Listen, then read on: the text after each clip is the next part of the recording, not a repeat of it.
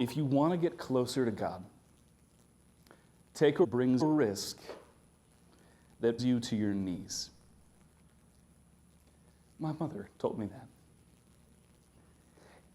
If you want to get closer to God, take a risk that brings you to your knees. Take a risk that moves you so far outside your comfort zone, so far beyond your resources, so far beyond whatever you have or could possibly ask for or imagine, that you know that you will need to pray, that there is no possibility of success unless God shows up at some point in your story, unless God does something miraculous in your story, and you will understand more than anybody else exactly how miraculous God can be. If you want to get closer to God, take a risk that brings you to your knees. This is one of those things that happens in the Bible all the time. And people who read the Bible on a regular basis look at it and say, you know, those people are amazing. Those people are they are heroes. Honestly, like Moses and David and Abraham and Daniel and Elijah and Mary and Peter and Paul. I can't imagine living a life like that. I can't imagine having a faith like that. I can't imagine anyone ever wanting to write about my faith, let alone read it. And when we read these stories, we know what happens, but we don't really know what it was like to be in the middle of the story. And in the middle of the story, these people would be looking at you if you were with them and saying, "We are screwed. It looks real bad. Pharaoh's got an army and there's a sea and it's a bad situation. Like, I don't know what's going to happen, but it's going to be a bad situation soon. I don't know if God could really do something in this situation. There are all these people with swords. We're locked up in prison. We've been beaten a few times. It really doesn't look good." And then they're just as surprised as we would be if suddenly God splits the sea in half, or if suddenly God just opens the doors of a prison. It is unbelievable. It is amazing. It is amazing what God will do when you are on your knees in the midst of a risk that you have no ability to move beyond. And this is also true, not just in the Bible, but of those Christians that we find fascinating through time. The people that they write books about, and the people we read books about. The ones who end up in the Middle East dealing with oppressive religious regimes and kind of pushing back against it, who end up martyred for the faith. Those people who ended up in Europe pushing back against the corruption of the church, the corruption of its theology, its worship, its structures, its money. Those people who went down to Latin America and dealt with business interests and also oppressive regimes. Those people who ended up in the United States dealing with all sorts of people at the margins, whether it was alcoholics or the poor in the cities, or the reality of homelessness, or the elderly, or the disabled, or those who needed public schooling, or the reality of racial reconciliation and justice in our time, which is still, by the way, a struggle going on for those who really believe in Jesus and those who really are right now taking huge risks that they feel God has called them to. And that's why they look so close to God. We look at that life and we go, I would really like I would like a faith like that. I would like a life like that. How do you get that? And they would say, I don't know. I'll tell you when it's all over. Like, I'm in the middle of it right now.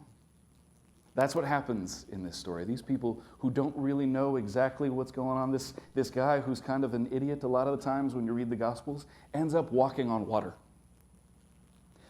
You can walk on water if you take a risk that's big enough. But until you step out of the boat, there's just no chance, right? No possibility that you're going to see God move in that way. The story we read begins in the previous story. So just before this, Jesus' disciples are with him. They're standing on a beach. He's telling stories and teaching things. And somewhere in the middle of it all, they go, you know, you've been talking a long time, Jesus. Folks are getting hungry. We should maybe like amen or something, like, you know, kind of clear out. And he says, no, why don't you feed them? And they say, there's like 5,000 people here, so why don't, get realistic? And Jesus says, well, what do you got? And they say, we have snacks. Like, what do you think that there's like a bread truck somewhere that you don't know about? Like, Lord, what do you think's going on? Why don't you take a risk? Why don't you trust me? Give it to me. Let's see what I can do with the little that you have. And then they feed 5,000 people. And no one is more surprised than those people. And our story starts immediately in verse 22. Immediately, before they even realize they've fed 5,000 people, immediately he makes them get in a boat and he kicks them out. Go away. It's a very strong word in Greek. Get out of here. He pushes them away. And you wonder, like, why not a celebration? Why not a moment of like, wow, look what God did. We fed 5,000 people. At some level, Jesus is concerned that these people are going to learn the wrong lesson from the feeding of the 5,000. What they're going to learn at some level is that the Messiah is limitless food. That this is the kind of king he's going to be. One who just does whatever they need at any given moment, even for things that they don't really need, that somebody could go buy or do. And at some level, Jesus is also concerned that a crowd of people is going to start clapping for the disciples. And the disciples who've taken what is, in many ways, a very small risk will go, we are amazing. We can feed thousands of people. Look how amazing. All we needed to do was bring it to Jesus. And Jesus pushes them away and says, you guys get in the boat. I have another risk for you to take. Get out of here. I'll catch up. Now, if I'm the disciples, I don't know why no one asks a question. Right, verse 22, you go ahead. I'll come later?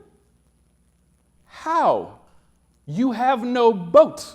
This is a fundamental question that nobody asks in the story. I would be we are going in a vehicle. You have no vehicle. What do you mean, I'll see you later? I don't know. What do you think is going to, nobody is curious in this moment. And then Jesus, who sends these people along, who knows exactly what he plans to do, says goodbye to the crowds, goes up the mountain, and starts to pray, which is a casual point in the story that people often miss. Jesus felt the need to pray. Jesus feels the need to pray. It is possible that you and I should feel the same need. If Jesus, who is so close to God, feels like maybe he should take some time to chat with God, I think you and I maybe should find some time to do that from time to time. Now, part of what we hear in the midst of this is the same sort of stuff we're always hearing in the New Testament, that there's nothing that the Son does without the Father. There's nothing the Father does except through the Son. The Spirit is always on the move in the midst of this. We see these glimpses of the nature of the Godhead, that God is in relationship with God's self, that Jesus is God and also with God in some way that's confusing and a mystery. But the other thing that we get is at some level, Jesus says, I need to pray after a big thing that's happened, and I need to pray before a big thing that is about to happen. I've fed 5,000 people, I should pray. I'm about to walk on water, I should pray. And sometimes when we hear that, we go, well, there's this human being who shows us exactly what life with God is supposed to look like, and he prays, so I guess we need to pray maybe like, I should clean my room, or like I have chores, there's something to check off a list somewhere.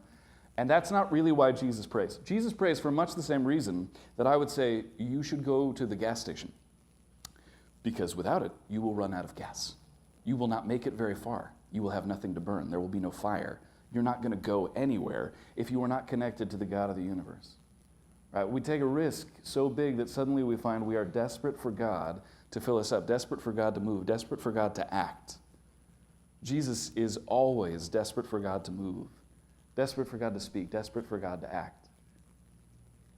And our prayer lives look like Jesus's. We might suddenly see that the risks that we take aren't quite as risky as they seem, that we're able to do some pretty incredible things the way Jesus is able to do some pretty incredible things.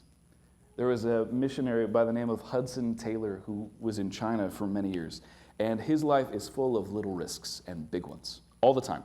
Little risks, like ending a relationship that wasn't super healthy, or stopping school for a while, or deciding not to be a doctor, which was a big risk, or deciding to move to another country, which was a big risk, or starting a new relationship, which was a small risk, or moving back once the other country had become home, which was a big risk, and then eventually deciding to come back with even more people, but with much less of a plan. And so at one point, he's in China with a group of people, and they're just praying that God would do something, he and this missionary team. This is the 1800s, they're in China, they've learned the language a little bit, and they're praying that God would move. And just down the road from them, there's a hospital that's just been built by a doctor who just loves the Chinese people. He built a hospital, he built a dispensary for food and for medicine. And the doctor who's just finished building this thing has a death in his family. So people are praying every day that God would give them a ministry, and all of a sudden the doctor shows up at their prayer meeting and says, do you want a hospital?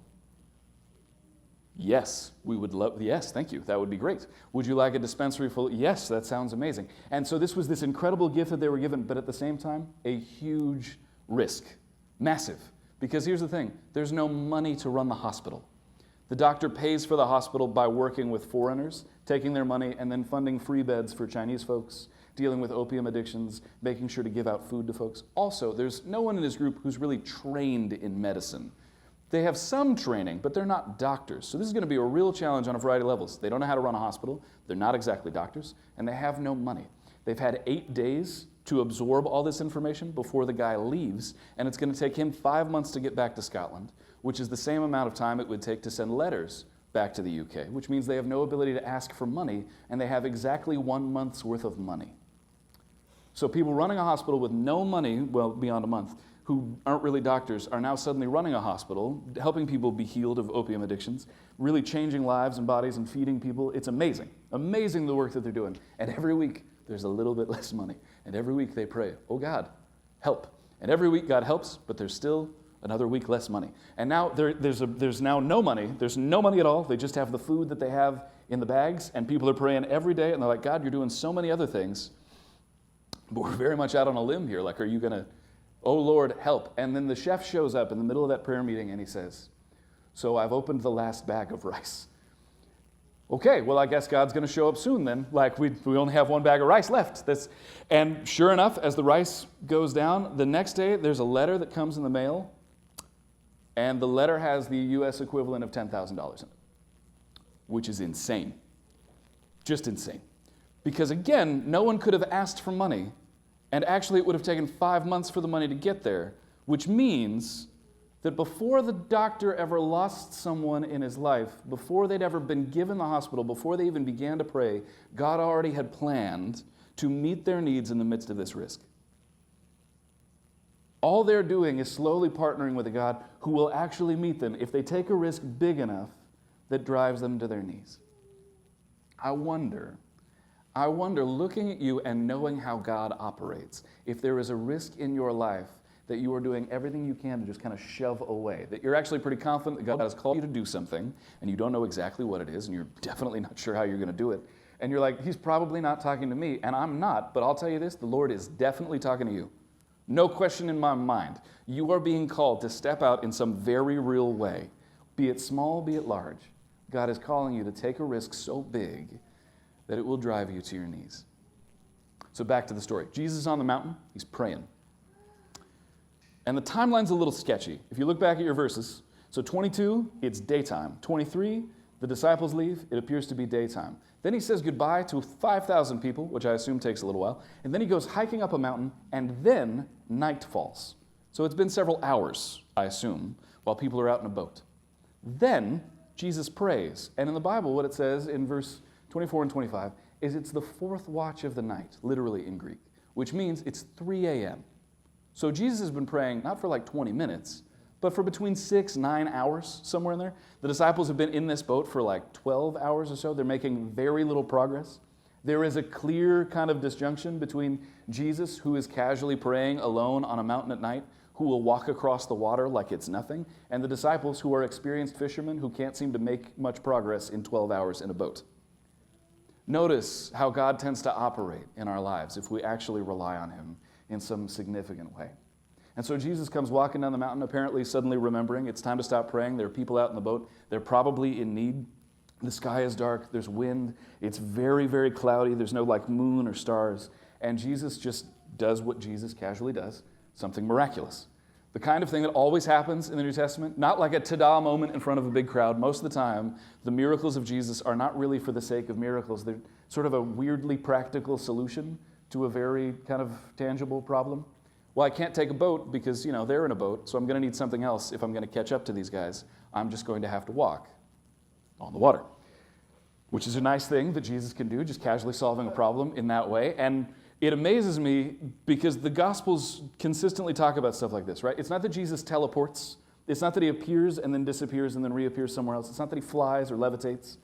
He walks on the water. This is the God of the universe, the King of all creation, the Lord of heaven and earth, the one who can just make physics change, who also walks. He's a pedestrian. This is the God of the universe while still using his feet on the water. This is an amazing moment where we see exactly the kind of thing we talk about in the Bible, the very nature of Jesus Christ. God and man. Water, but walking. And he's getting closer to the disciples, but again, this is the 1st century. They're in a glorified rowboat. It's not very big. All 12 of them, they've been fighting for hours in the dark. Fighting for hours in the dark, and it's stormy, so you can't really see very well. They probably have very few reference points. They're hoping the sun will rise soon so that they can get some sense of where they are and the direction they need to be heading. They're sailors. They've been in storms like this before. The boat's not about to fall apart, but still it's a bad situation. So you can imagine being in a boat in the dark, having struggled for hours. Your back is tired, your legs are tired, you're salty, and you're just sore, and the thing is just going up and down in the waves, right? You're flying all over the place, and you're hanging on, and you're bailing water, and you're just, you're sailors, and you know how to deal with this. And then suddenly one of the guys isn't really helping. He's just sort of doing this. And one of the other guys goes, "What?" And he says, "Nothing. Nothing." And then a little while later, another one of the guys is kind of looking. And he says, "Did you see something before?" And the guy goes, "Yeah, it was probably just driftwood or something." "No, I see it. And it's moving against the wind." And everybody's skin starts to tingle and the hair kind of raises on the back of your neck, and everyone's just sort of hoping that they're seeing things in the dark amongst the waves. And then whatever it is getting close enough that everybody in the boat sees it now. And there's just sort of this figure moving in the water, unaffected by wind and waves. And so they start screaming. That's what it says. Literally, these aren't manly like, "Ah! Ah!" Like they're terrified, these people, in the midst of there's something coming at us on the water. That is a terrifying, it's a ghost. This is a very bad situation that we're in. And somewhere in the midst of the sea, right, all you really know is that there's waves moving here and there, and like periodically you see whatever it is, and then you hear the voice of Jesus. "Hey guys, get a grip. It's me. Don't be scared." Which I don't know if that's comforting so much as confusing. You wouldn't be like, "Hang on, are you in a boat? Like, where is Jesus? What is that, just like a ghost pretending to be Jesus?" So many questions. And every picture you see painted of this, it's daytime, like they see like the radiant Jesus walking on the water. That's not what happens. There is a reason they think this is a ghost. This is a terrifying situation. And for some reason, Peter in the boat goes, "Well, if it's you, tell me to get out of the boat." And if I'm the other 11 guys, I'm thinking, why is that the test? That doesn't make any sense. And then the voice goes, "Come on, man." And then Peter gets out of the boat. Here's the thing. Many times, when people tell this story or think about this story, the thing you think is, Peter only made it a couple of steps. That guy, sissy. Right? Like he starts walking and he sinks. Huge failure. That is not at all this story. This is an amazing thing that happens. Peter fails. Peter fails huge. But he got out of the boat. He took a risk. There's an old Teddy Roosevelt quote that I love. And it goes like this. And it'll be up on the screen behind me. "It's not the critic who counts. Not the man who points out how the strong man stumbles. Or where the doer of deeds could have done better. The credit belongs to a man who is actually in the arena, who at best knows in the end the triumph of a great achievement, and who, at the worst, if he fails, at least fails while daring greatly, so that his place will never be with those cold, timid souls who know neither victory nor defeat." That's a dead president putting us all on blast, I gotta tell you. You think about the 11 people in the boat? The 11 people who, for a minute, are all together with Peter, and then suddenly there's this difference. God commands him to take a risk, and suddenly the only real difference between them and Peter is this, where he's standing just outside the boat, holding onto it, and they're inside, and you can imagine the look on Peter's face, just, and the guys inside blown away that their friend, who was just next to them, is walking on water. Not Jesus. Jesus can do anything. Not impressive when Jesus, it's impressive when Jesus walks on water. It's very impressive that Peter is finding apparently solid water. And there are 11 people inside this boat who have no idea what it feels like. No idea what it feels like to walk on water. No idea what it feels like when God calls you to do something crazy and you go,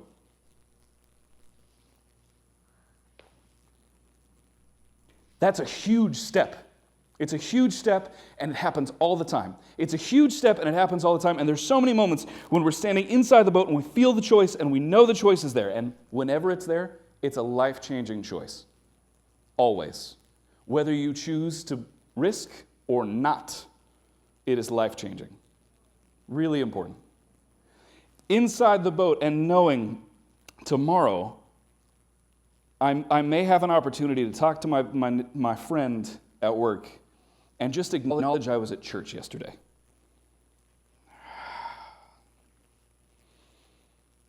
There's a person in my life and I need to forgive him.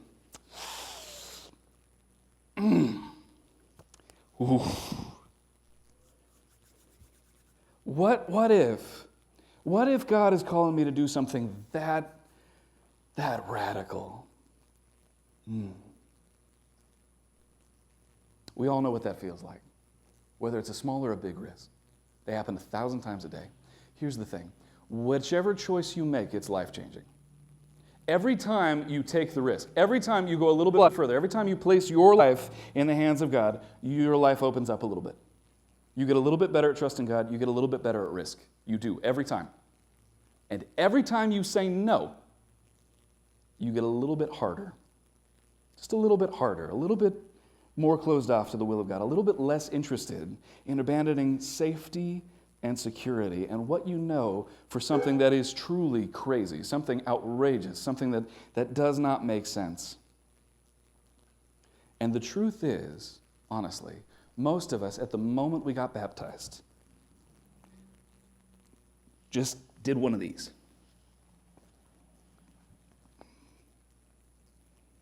And from that point forward, it's really a constant question of what the next step is, what the next risk is. And again, it might be small.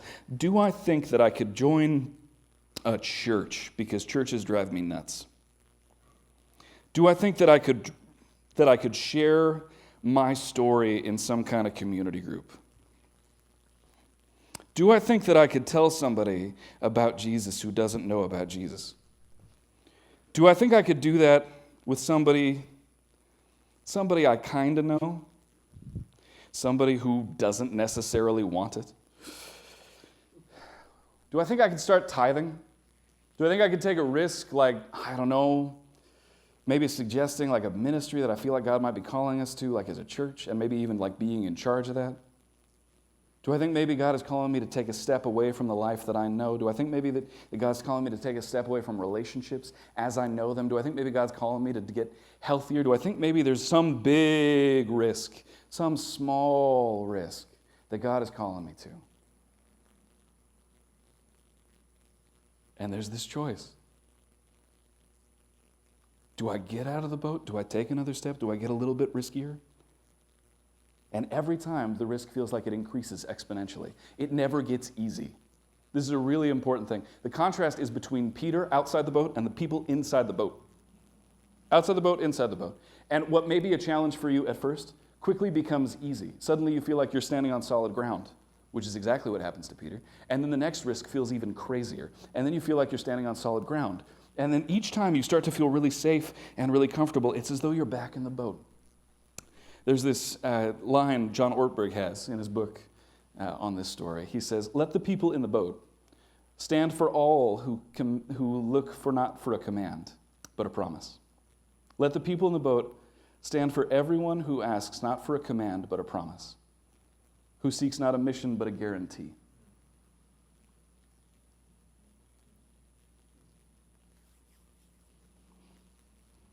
Jesus promises us not safety, not in the way that we like, not security, not in the way that we like. He promises us a mission. He promises us moments where we're going to be standing in a place where we're bringing together people who don't usually belong together. We're going to be in a situation where we are genuinely uncomfortable, where we'll be dealing with with a moment of resources to meet the situation really in any way, where we are, for all intents and purposes, standing on water. And somehow, Peter walks on water for a while, each step feeling solid and secure. And I think if I were walking on water, I would definitely look back and just wave, because it would just be really fun for me. And somewhere in the midst of all this, he's getting closer and closer and closer to Jesus. Every risk, every step brings him closer to Jesus. And then, somehow, he loses sight of Jesus. After several steps, who knows how long, somehow he notices the wind, which he noticed before when he was in the boat. Somehow he notices the waves, which he noticed before when he was in the boat. And I promise you, when he stepped out of the boat, because I'm still not really sure if the ground gets flat or if it's moving. And I just can't figure out what it would be like to walk on wavy ground, if, like an escalator, but up and down in 3 dimensions. Somehow, Peter gets scared. Of course he does. Somehow Peter fails. Of course he does. If you think that when you step out of the boat and you start taking risks that God calls you to, you will not fail, you are in for some very unpleasant wetness. I promise you this, you will sink. There is a moment in every person's kind of journey with the Lord where they take a risk and they stop and they remember that there's a boat back there and they go, ooh, that was safe, that felt good. And you're gone right then. And all of a sudden, when that happens, when you fail, cry out to Jesus. Peter makes exactly the right move. Cry out to Jesus. Lord, save me. And he grabs him. Jesus is always right there. How is Jesus always right there? I don't know. He's always right there. He will always save you, which is not to say you won't get wet, which is not to say there won't be consequences for somewhere being in the midst of a risk and hesitating or making the move that God has not called you to make. And this is really important. These moves are always moves that God has called us to make. We don't just take risks for the sake of taking risks. This is not a biblical story about play with fire because God uses that, right? Juggle knives because it's good for you. That's not what this story is. If God calls you to take a crazy risk, not read random passages of the Bible and give away all of your money to the next person you see on the street, but maybe invite some people into community because maybe you got a problem with greed, and maybe actually you are headed in that direction. Not sell everything, move to another country because that's what God does when somebody listens. Not necessarily, but maybe you, and maybe your husband, or maybe your wife, because maybe you're actually called to be some crazy missionary in some crazy situation. I don't know. But I do know this. You, at some level, are already feeling like God is calling you to take a risk. And it's already making you nervous, and you're already thinking about whether or not you can take another step.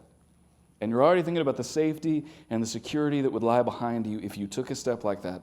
And all I can tell you, it's worth it. It's worth walking on water for 5 minutes, 5 hours, 5 seconds. It's much better to be in the hands of God doing something crazy and risky and going, oh my God, it's God, than sitting in a boat, which you already know how that feels. And Jesus saves Peter, and they get back into a boat, and the storm turns off, because apparently Jesus does that whenever he feels like it. And he starts talking about how little the faith is, but that's not Jesus saying to Peter, sissy, you should have made it like a mile or 2 on the water. That's Jesus looking at Peter and saying to us what he always says, I love you, and I think your faith needs to grow just a little bit more. But that's why I'm here to save you, so that your faith will grow just a little bit more and a little bit more, and you kind of get used to God both holding you up and saving you every time you fall, and you get used to kind of this rhythm of risk. I will tell you, when it comes to planting a church, I had a series of really interesting moments along the way with this strange thing that we're doing together. It was weird. I was working a pretty good job, and we moved to a neighborhood. And my wife and I thought, we should love our neighbors. And we said that to a friend who was running a church, and he said, you should start a church. And I said, oh no, that's not the plan. And we just bought a house, and we just had a baby, and it's definitely not a good idea to take a risk like that. And then some other people said, no, we really think you should start a church in your neighborhood. And we thought, well, this is a really bad idea. And little by little, we thought, yeah, and God's calling us to this really terrible idea. And we took a 30% pay cut with a job like this, which is not a good idea when you have bills to pay and small children. You feel that very acutely every day. And it's not like we had a team, and it's not like there was a plan. It was actually, you have exactly 2 years worth of money. If you don't have something happening, if God doesn't do something by August of 2018, there is no church and you have no job. Cool. Okay. Yeah, I'm just gonna walk away from that. that doesn't seem like a really good idea at all. And every morning I would wake up and I'd wonder if I made a huge mistake.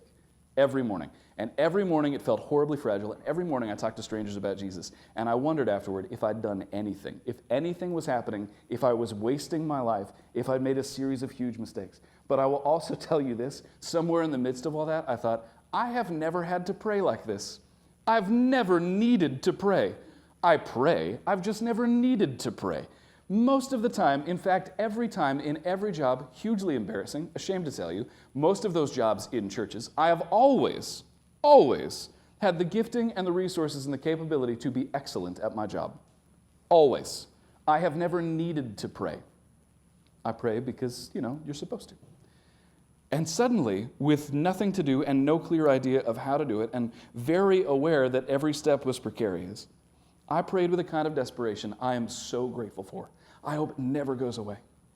Because I'm very, very far away from safety. And somewhere in the midst of that, there was this weird community of people. Some of you were there. Somewhere in the midst of that community of people started meeting in my living room. And then there was a church, and people volunteered to do worship, and they made coffee, and they had plans, and there were kids running everywhere, and it was chaos. And it felt very fragile every day. And then we were in a children's school charter place thing over there. I don't even know what the Create Academy was. You guys remember the Chameleons? It was odd. It was a very odd place to be.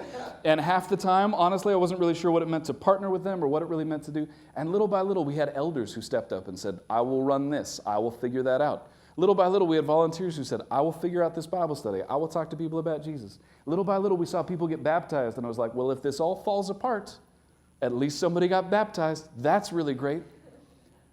And moment by moment, I watched as God, one, exceeded the timeline that made a lot of sense because it's 2021 and there's still a church and you guys are still here. And two, people are coming to know Jesus all the time, which is incredible. Three, we have online, which is bizarre in every way. We made it through a pandemic, which I promise you, every day I wasn't sure we were going to make it through. And little by little, God has done amazing things in this community.